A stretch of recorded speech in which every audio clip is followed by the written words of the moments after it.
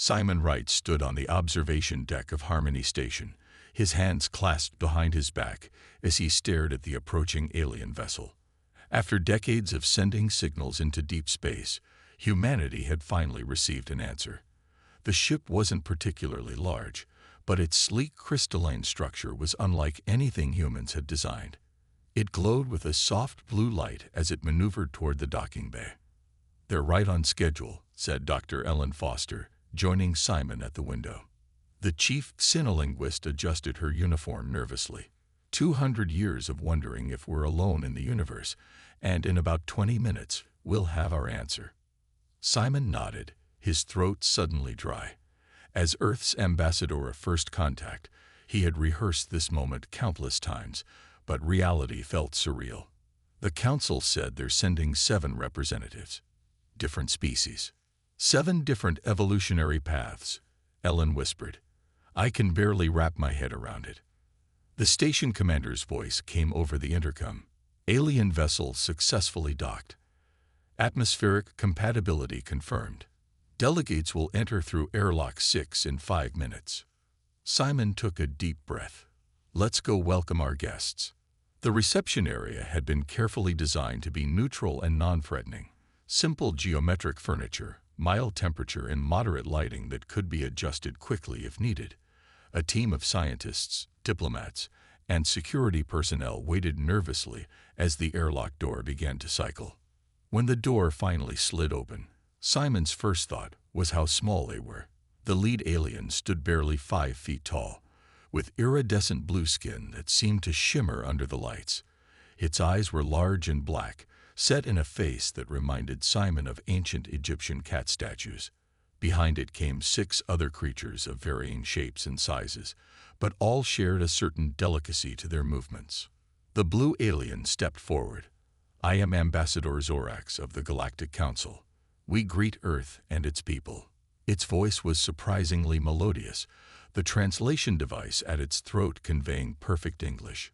Simon stepped forward with a careful smile. Ambassador Zorax, I am Simon Wright, Earth's representative. This is Dr. Ellen Foster, our communications specialist. On behalf of all humanity, we welcome you to Harmony Station. Zorax tilted its head slightly. Your gravity adjustments are appreciated, though this is still quite heavy for most of us. Simon blinked in surprise. The station was currently set to 0.7 Earth gravity, specifically to accommodate their visitors. We can reduce it further if you prefer. No, Zorax said quickly. We must experience your world as it is. It is part of our assessment. A taller, reed-thin alien with gray skin stepped forward, consulting some kind of transparent tablet. Preliminary scans confirm what our long-range data suggested. Oxygen levels of 21%, nitrogen 78%, gravity at 9.8 meters per second squared. Quite remarkable that intelligence evolved in such extreme conditions. Ellen exchanged a confused glance with Simon. Extreme? These are perfectly normal conditions for us. The aliens all made a sound that the translators didn't convert, something like a collective gasp. Of course, Zorax said diplomatically. That is precisely what makes Earth so fascinating. Most council worlds have oxygen levels between 10 to 15%, gravity rarely exceeding 0.7 of your measurements, and considerably less atmospheric pressure. Simon struggled to hide his surprise. You're saying Earth is unusual. Ambassador Wright, Zorax said carefully, in our classification system, Earth is what we call a death world. The fact that intelligent life evolved here at all defies our understanding of biological development. The room fell silent. Ellen recovered first. A death world. That can't be right. Earth is teeming with life. Yes, said the gray alien, consulting its data. Over 8 million species. Most council worlds have fewer than 10,000. The competitive pressure alone should have prevented higher intelligence from developing. Zorax's expression was unreadable. Tell me, Ambassador Wright, do humans consider their planet dangerous? Simon considered the question. We have dangerous areas, Certainly. Deserts, Arctic regions, deep oceans, but we've adapted to live almost everywhere. Adapted. Zorax repeated the word with what sounded like awe. Yes, that is precisely what makes humans so interesting to us. You have evolved on a world that would kill most council species within hours without protective equipment. Simon and Ellen exchanged worried glances as the implications began to sink in. First contact was going to be much more complicated than anyone had imagined. The alien science team arrived on Earth 3 days after the initial meeting on Harmony Station. Their ship landed at the newly constructed diplomatic complex outside of Denver, Colorado. The location had been chosen for its moderate climate and varied ecosystems within easy travel distance. Dr. Ellen Foster watched as the aliens carefully descended from their vessel, each wearing what appeared to be lightweight environmental suits. The head scientist, Nix, approached Ellen with small, deliberate steps. "The gravity is significant," Nix said, her large purple eyes blinking rapidly. "We have adjusted our suits to provide some support, but it is still quite taxing." Ellen nodded sympathetically. "We've prepared transportation with reduced gravity fields for your comfort. The research facilities are also equipped with variable environmental controls." Simon Wright joined them, accompanied by a sturdy man with a friendly face. "This is Paul Winters, our chief environmental guide. He'll be helping coordinate your field studies." Nix introduced her team. 7 scientists from different species, each specializing in different aspects of planetary science. Krell, the military advisor who had insisted on joining the expedition, stood apart from the others. His scaled skin was a deep red, and unlike the others, he seemed less bothered by Earth's gravity. "We should begin with atmospheric analysis," Nix said. "Your oxygen levels remain concerning." Paul smiled reassuringly. "We've prepared oxygen-reduced environments for your comfort, but we'd also like to demonstrate how humans live in our natural conditions." The aliens were taken to their quarters, where they spent hours adjusting equipment and taking measurements. Ellen noticed how they flinched at ordinary sounds: the closing of a door, rainfall on the roof, distant thunder. "Is something wrong?" she asked Nix, who had jumped at the rumble of an airplane overhead. "Your world is very loud," Nix explained. "Most council worlds have thinner atmospheres. Sound doesn't carry as effectively. It's rather startling." The next morning, Paul led the team to Rocky Mountain National Park. The aliens remained in their protective suits but were clearly fascinated by Earth's biodiversity. They collected samples of everything: soil, plants, insects, while continuously monitoring the environment. "You have predators here?" Krell asked suddenly, his translator giving his voice a harsh edge. Paul nodded. "Mountain lions, bears, wolves, though they generally avoid humans." The aliens exchanged glances that Ellen couldn't interpret. "And humans evolved alongside such creatures?" Nix asked, consulting her datapad. "Our records show these bears can weigh over 600 of your pounds and can run at remarkable speeds." "Yes, though early humans were more gatherers than hunters," Simon explained. "We developed tools and group strategies to survive." Krell made a sharp clicking sound. "Remarkable. Most council species evolved on worlds where large predators died out millions of years ago. Competition was primarily for resources, not survival against active threats." Later that day, the team visited a wildlife rehabilitation center. The aliens observed from behind special barriers as the center staff worked with injured animals. When a rehabilitated hawk was released back to the wild, several aliens visibly recoiled as it flew overhead. "Are you all right?" Ellen asked Nix, who had pressed herself against a wall. "On my world, flying creatures died out before intelligent life evolved," Nix explained. "The concept of aerial predators is unsettling." That evening, as the science team reviewed their findings, Ellen overheard Krell speaking urgently to Nix. "Their muscle density is 3 times greater than standard council species," he said quietly. "Their bones are significantly denser. Their endurance is beyond anything in our records." It's adaptation, not aggression, Nix replied. They evolved these traits to survive this environment. Does the reason matter? Krell countered. The fact remains that the average human could physically overpower most Council's security forces without special training. Ellen stepped away, troubled. She found Simon reviewing reports nearby.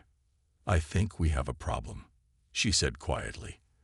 They don't just find Earth unusual, they'd find us frightening. The temporary Galactic Council embassy opened in Geneva 2 weeks after the science team's arrival on Earth. The Swiss city had been chosen for its neutral political status and its history of international diplomacy. The embassy building itself was a marvel of alien architecture. The exterior walls shifted colors depending on the time of day, while the interior spaces could be reconfigured based on the physiological needs of different species. Simon Wright stood beside Kate Rogers, the newly appointed Director of Cultural Exchange, as they welcomed the alien diplomats to their first official function. Remember, Simon whispered, they're still adjusting to our environment. Everything from our food to our gestures might seem unusual to them. Kate nodded, her expression determined. That's why tonight is so important. We need to show them who we really are beyond their scientific observations. Ambassador Zorax entered the reception hall, accompanied by a tall, willowy alien with silvery skin. Ambassador Wright, this is Ilara, our chief psychologist. She has requested to observe human social interactions in a natural setting. We're honored to have you, Kate said, extending her hand before quickly withdrawing it, remembering that not all aliens appreciated physical contact. I've arranged for various examples of human culture to be presented tonight. The reception began with a display of Earth foods modified to be safe for alien consumption. Most Council species had evolved on worlds with fewer toxic compounds than Earth, making many human foods potentially dangerous to them. The aliens approached the buffet with scientific curiosity rather than appetite. Your species consumes capsaicin willingly, asked the reptilian diplomat, examining a mild pepper dish with what appeared to be horror. Some humans enjoy the sensation, Kate explained. Different cultures have developed various spice preferences. Fascinating, said Ilara, making notes on her translucent tablet. You seek out pain as a form of pleasure. Simon intervened before the conversation could take an uncomfortable turn. Perhaps we should move on to the cultural presentations. The evening continued with brief demonstrations of music, art, and dance from various Earth cultures. A string quartet played classical compositions, followed by a jazz ensemble. Artists displayed paintings and sculptures, while dancers performed everything from ballet to traditional folk dances. Ilara moved through the room, observing the human guests rather than the performances. Simon noticed her particular interest in how humans responded emotionally to the music. Your physiological responses are much more pronounced than those of Council species, she commented. Your heart rates increase, your pupils dilate, and some of you produce tears during certain sound combinations. Music affects us deeply, Kate acknowledged. It can express emotions that words sometimes can't capture. Emotions, Ilara repeated thoughtfully. Yes, we've noticed humans experience emotional states with remarkable intensity. Later in the evening, a display of historical artifacts drew the aliens' attention. Krell, the military advisor, spent long minutes examining a simple stone tool. This was a weapon, he asked Simon. A tool, primarily, Simon explained. Early humans used it for multiple purposes, preparing food, creating other tools, occasionally for defense. Krell's translator couldn't quite capture the nuance of his response, but Simon sensed skepticism. As the reception concluded, Ambassador Zorax approached Simon and Kate, an illuminating evening. Your species' creativity is remarkable. Thank you, Simon replied. We hope this helps you understand humanity better. Perhaps, Zorax said carefully. Though I must admit, some council members find your unpredictability concerning. Most evolved species develop along predictable paths. Humans seem to defy such patterns. After the aliens departed, Simon found Kate looking troubled. They're afraid of us, she said quietly. "Did you notice how they reacted to the historical timeline, when they saw how quickly we advanced from stone tools to space travel?" Simon nodded. They expected a species from a death world to be aggressive. Instead, they found musicians, artists, and philosophers. That confusion might be our best hope for acceptance. Or their greatest fear, Kate countered. Ilara told me something interesting. Most council species have highly specialized roles in their societies. The idea that a single human can be both a scientist and a poet, both analytical and emotional, both cooperative and competitive, it doesn't fit their understanding of intelligent life. Simon looked out the window at the lights of Geneva. Then we need to help them develop a new understanding before they decide we're too unpredictable to join their community. The diplomatic dinner at Geneva's embassy began precisely at 7 o'clock. Chef Oliver Harris had spent days creating a menu safe for both human and alien consumption. The grand dining hall sparkled with crystal and silver as human dignitaries mingled with Galactic Council representatives. Ambassador Zorax was engaged in conversation with Simon Wright about trade possibilities when the first tremor hit. The chandelier swayed gently, causing a momentary pause in conversation. "Just a small tremor," Simon explained, noticing the aliens' alarm. "They happen occasionally in this region." The second tremor, arriving 30 seconds later, was not small. The floor heaved violently, sending glassware crashing to the floor. The building's safety system immediately activated, bathing the room in emergency lighting. "Everyone remain calm," called Alan Porter, head of embassy security. His voice was steady and authoritative despite the chaos. "Please move toward the designated safety zones marked in green on the floor." The human guests complied quickly, but the alien delegates were frozen in obvious panic. Their environmental suits began flashing warning signals as their vital signs spiked in response to the danger. The third tremor hit with devastating force. Part of the ceiling collapsed near the eastern wall, and the power failed completely. Emergency generators kicked in, providing minimal lighting as dust filled the air. "Ambassador," Alan shouted, spotting Zorax trapped beneath a fallen decorative column. The security chief didn't hesitate. Despite the continuing tremors, he rushed across the unstable floor and lifted the heavy column enough for Zorax to crawl free. Throughout the room, humans were reacting with surprising coordination. Kate Rogers guided several smaller alien delegates under a reinforced table. Dr. Ellen Foster, who had been attending as a scientific liaison, began administering emergency first aid to an injured alien diplomat whose suit had been breached. Their physiology is different, but the principles are the same, Ellen explained to her makeshift assistant, a Swiss diplomat who was helping stabilize the alien's injured limb. "We need to seal the suit breach before Earth's atmosphere causes more damage." Simon helped organize an evacuation line, prioritizing the most vulnerable delegates. "Stay in single file," he instructed. "Follow the emergency lighting to the shelter area." Ambassador Zorax watched in astonishment as humans who moments before had been enjoying dinner now functioned as an effective crisis response team.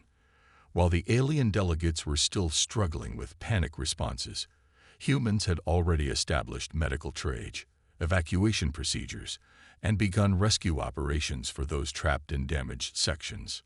Krell, the military advisor, found himself being assisted by Alan Porter as the building shuddered again. "You should save your own people first," Krell said, his translator barely audible above the noise. "You are our guests," Alan replied simply, helping the alien navigate through a damaged corridor. "Your safety is our responsibility." Outside in the designated safe area, Ellen worked frantically to help the injured aliens. Her medical training had never covered extraterrestrial physiology, but she adapted quickly, using the aliens' own medical supplies under their guidance. "Their atmospheric mixture is wrong," she explained to Simon as they stabilized an unconscious delegate. "Their suits are designed for short-term exposure to our environment, not emergency situations." The earthquake, measuring 6.4 on the Richter scale, lasted less than 2 minutes. The response operation continued for hours, When the immediate crisis passed, the human emergency teams had successfully evacuated all occupants with only minor injuries. Later that night, as temporary accommodations were arranged for the displaced delegates, Ambassador Zorax approached Simon. "I have witnessed something remarkable today," the alien said quietly. "On Council worlds, such disasters cause mass panic and significant casualties. We've had to adapt to Earth's unpredictability," Simon explained. "Earthquakes, storms, floods, they're part of life here. We learn from an early age how to respond to emergencies. I begin to understand," Zorax said thoughtfully. "What we classified as a death world has created a species uniquely capable of functioning under extreme stress. The very dangers of your planet have become your strength." Simon nodded slowly. "We never thought of it that way. We just call it survival." "No," Zorax replied. "What I witnessed today was far more than mere survival. It was adaptation perfected through evolution on the most dangerous planet we have ever encountered." The Emergency Galactic Council meeting convened at the backup facility in Zurich 2 days after the earthquake. The room had been modified with 7 different environmental zones to accommodate the various species represented. Simon Wright and Ellen Foster sat in the human section, waiting as the council members filed in. Ambassador Zorax called the meeting to order with a gesture that resembled a wave. "This session will address recent findings regarding Earth's classification and humanity's potential membership in the Council. Chief Scientist Nix will present the data." The purple-skinned scientist approached the central platform, her movements careful in Earth's gravity, despite her support suit. A 3-dimensional display appeared above the platform, showing various planets rotating slowly.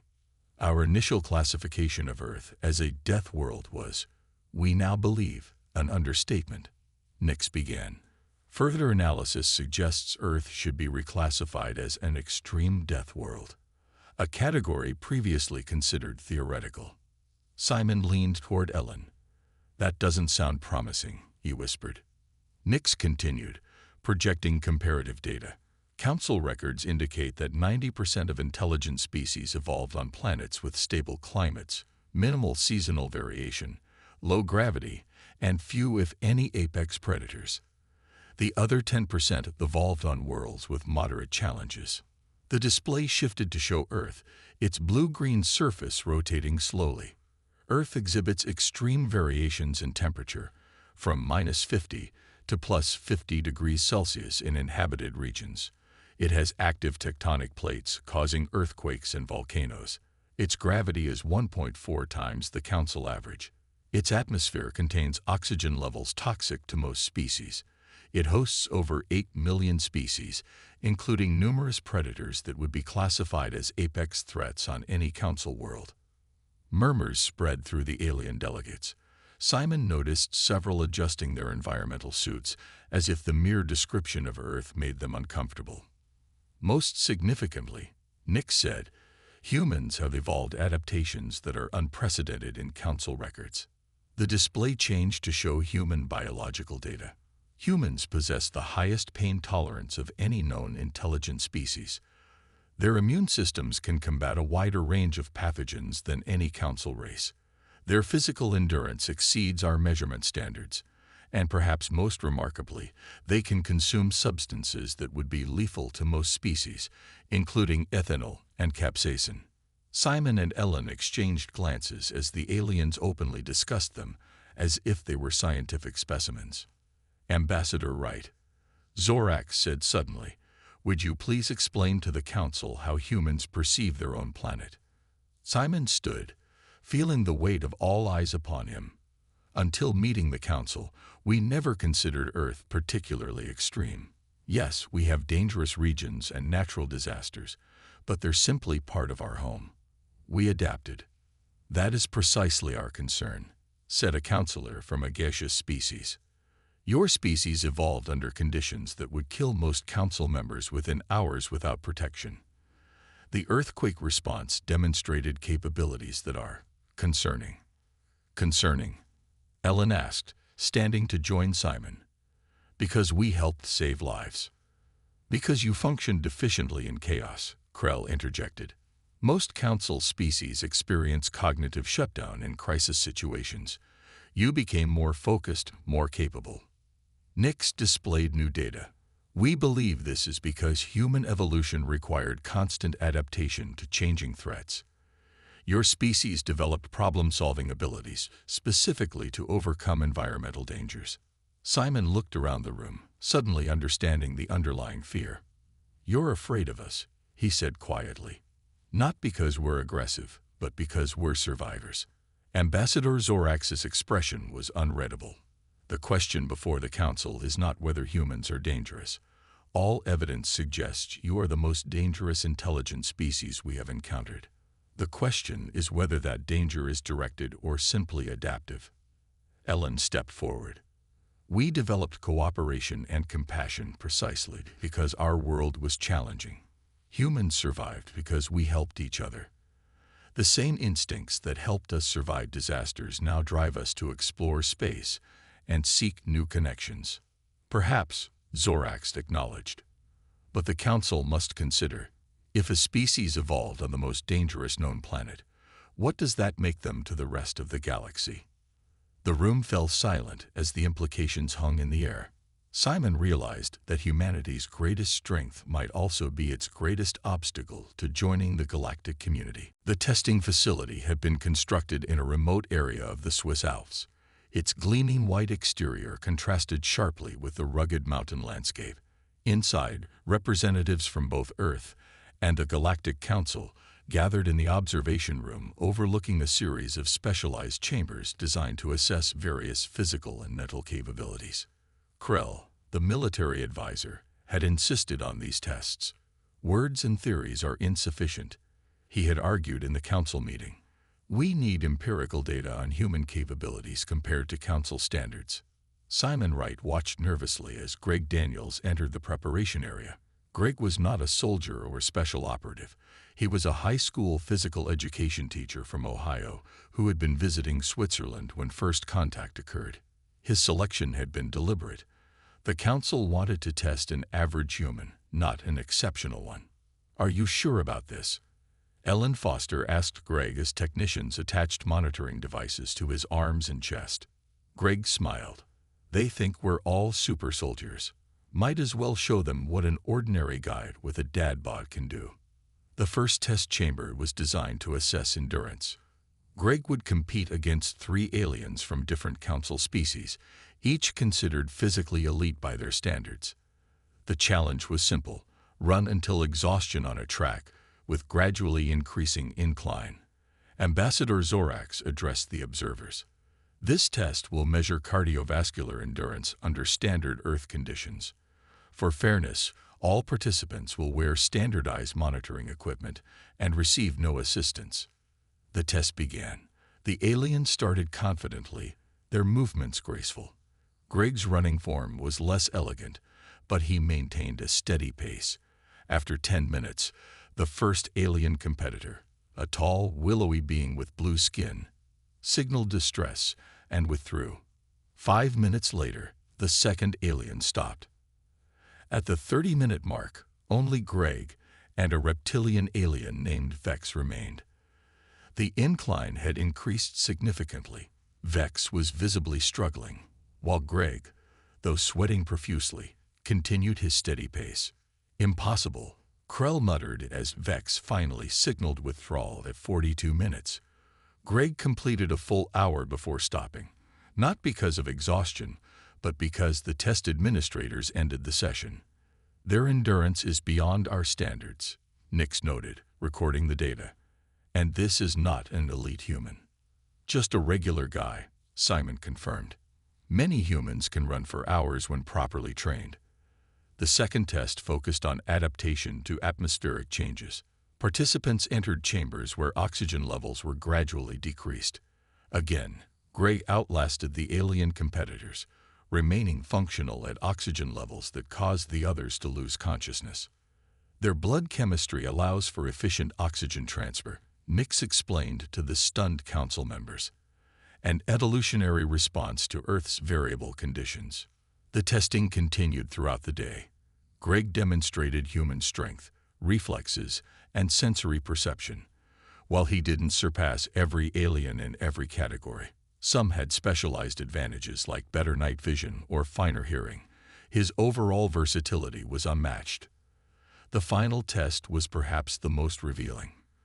Participants were presented with an unfamiliar mechanical puzzle that required both logical reasoning and physical manipulation to solve. Greg approached it methodically, trying various approaches, making mistakes, but learning from each attempt. He completed the puzzle in 17 minutes. The fastest alien competitor required 43 minutes. Problem-solving under pressure, Ellen explained to Ambassador Zorax, another adaptation to our unpredictable environment. After the tests concluded, the council members gathered in the conference room. The atmosphere was tense. These results confirm our concerns, Krell stated flatly. Even an average human possesses physical capabilities that would qualify as exceptional among council species. Combined with their problem-solving abilities and crisis response, humans represent a potential security threat. A threat? Simon questioned. Because we can run longer or solve puzzles faster. Because you evolved on a world that should not have produced intelligent life, Krell replied. Because you survived conditions that would have killed most species. Because your baseline capabilities exceed our special forces. Greg, who had been listening quietly, spoke up. You're looking at this all wrong. Yeah, Earth made us tough. But it also taught us to work together. The real question isn't whether we're dangerous. It's what we choose to do with our strength. Ambassador Zorax considered this. An interesting perspective. Perhaps what makes humans most dangerous is not their physical capabilities, but their ability to choose how they use them. The Grand Chamber of the Galactic Council gleamed under soft lighting designed to accommodate the varied visual sensitivities of its members. The semicircular room was divided into environmental sections, each tailored to the specific needs of different species. In the center stood the deliberation platform, where the final vote on Earth's admission would take place. Simon Wright adjusted his formal attire nervously as he took his position in the human delegation area. Ellen Foster stood beside him, reviewing her notes one last time. They had spent weeks preparing for this moment, yet Simon couldn't shake the feeling that everything could still go wrong.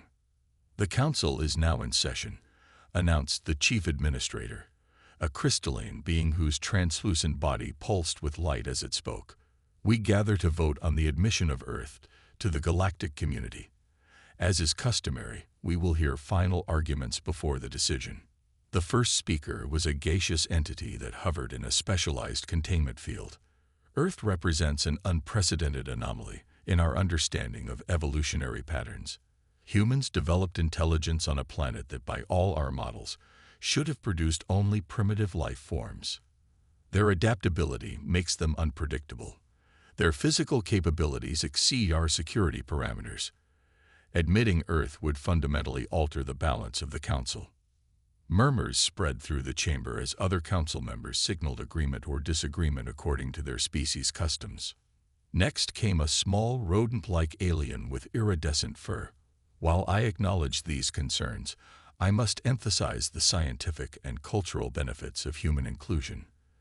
Their unique evolutionary path has produced problem-solving approaches unlike any in our records. Their arts display emotional depth that many of our species find fascinating. The potential knowledge exchange outweighs the perceived risks. The debate continued for hours. Simon listened as alien after alien discussed humanity's fate, as if they were an interesting scientific specimen rather than sentient beings with their own aspirations and rights. Some argued that humans were too aggressive, citing Earth's history of warfare. Others pointed to humanity's rapid technological development as evidence of exceptional creativity. Krell, the military advisor, spoke last among the opposition. The simple fact remains that humans evolved in conditions that would kill most council members. They can survive environments that would be lethal to us. They can endure pain, deprivation, and stress beyond our tolerance limits. We cannot ignore the security implications of such capabilities. When the opposition finished, Ambassador Zorax turned to the human delegation. As is our tradition, those seeking admission may offer final thoughts before our vote. Simon started to rise, but Ellen placed her hand on his arm. "Let me," she whispered. Simon nodded, recognizing that perhaps a different human perspective was needed now. Ellen took her position on the platform, looking remarkably calm despite the dozens of alien eyes fixed upon her. "Honorable council members," she began, "you've discussed at length what makes humans dangerous. You've analyzed our biology, our history, and our capabilities, but you've missed something fundamental about humanity." The chamber grew quiet as Ellen continued. "Yes, Earth is dangerous. Yes, we evolved to survive threats that would overwhelm most species. But that same evolutionary pressure created something you haven't fully considered: our capacity for compassion." She paused, looking directly at Krell. "Precisely because we understand danger, we value safety. Because we know pain, we seek to prevent suffering. Because we have experienced conflict, we strive for peace." Ellen gestured to the environmental sections around the room. "You've created these separate zones because each species has different needs. Humans understand this instinctively because our own world taught us to respect diversity and adaptation. We don't just survive Earth's dangers, we've learned from them." Ambassador Zorax's expression was unreadable as Ellen returned to her seat. The council retreated for private deliberations, leaving the human delegation to wait anxiously. When they returned, the chief administrator called for the vote. One by one, council members registered their positions. The final tally appeared on displays throughout the chamber, a perfect split, with Ambassador Zorax having the deciding vote. Zorax stood slowly, addressing the chamber. "I have observed humans closely since first contact. I witnessed their response during the earthquake. I saw not mindless strength, but purposeful courage. Not reckless action, but coordinated compassion." Zorax paused, then continued. "My vote is yes. Earth will be admitted to the Galactic Council, with special provisions reflecting their unique status." Simon and Ellen embraced as the decision was announced. Earth had passed its most important test, not by denying its dangerous nature, but by showing how that nature had created something unexpected. A species powerful enough to protect rather than threaten. 1 year after Earth's admission to the Galactic Council, the landscape outside Phoenix, Arizona had been transformed. What was once empty desert now housed the Interspecies Training Academy, the first joint human-alien military and emergency response facility in the solar system. Pete Ramirez stood at the edge of the training field, watching as 20 alien cadets struggled through what humans would consider a basic obstacle course. Despite reduced gravity settings and environmental modifications, most of the extraterrestrial trainees were clearly suffering. "They're improving," said Claire Johnson, the Academy's medical director, as she joined Pete. "Last month, half of them couldn't complete the first obstacle." Pete nodded. "They're tougher than they look, and more determined." A slender blue-skinned cadet lost his footing and fell from a low wall. Pete moved quickly to help, offering a hand while being careful not to pull too hard. Human strength could easily dislocate an alien shoulder. "Thank you, Instructor Ramirez," the cadet said, his translator converting clicks and whistles into English. "I find it difficult to judge distances in your atmosphere." "You're doing fine, Tazix," Pete assured him. "Remember, the point isn't to be as strong as a human. It's to learn how to adapt to challenging conditions." Across the compound, Simon Wright was conducting a tour for Ambassador Zorax and several council officials. The Academy had become a showcase of human-alien cooperation, though not without controversy. "As you can see," Simon explained, gesturing toward a hangar where engineers from both Earth and Council worlds worked on a new class of rescue vessel, "we've combined human durability with Council technology. These ships can operate in environments no previous Council craft could enter." "Remarkable progress," Zorax acknowledged, though some Council members still question the wisdom of creating what they see as a human-dominated response force. Simon smiled diplomatically. which is why leadership is evenly divided between Earth and Council appointees. This isn't about human dominance. It's about using our natural strengths for mutual benefit. Later that day, in the Academy's mess hall, Ellen Foster sat with a group of alien scientists. After Earth's admission to the Council, Ellen had been appointed to lead the scientific exchange program studying Earth's unique biology. Her team had already made several breakthroughs in understanding how humans had evolved their exceptional endurance and adaptability.